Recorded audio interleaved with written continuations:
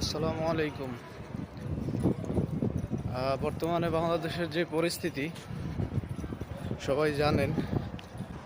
যদি 1% শিক্ষার্থীকে জিজ্ঞেস করা হয় বাংলাদেশে যে ওরা বাংলাদেশে থাকতে চায় কি না, 100%-এর মধ্যে 80% শিক্ষার্থী বলবে যে ওরা বাংলাদেশে থাকতে চায় না।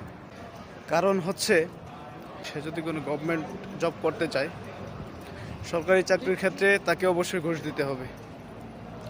10-12 লাখ ঘুষের নিচে সে ভালো কোনো চাকরি পাবে না। Number one. নাম্বার টু, প্রত্যেকটা চাকরিতে কোটা। তো এত কোটার মধ্যে সাধারণ জনগণ যাদের কোটা নেই তারা কিভাবে চাকরি পাবে?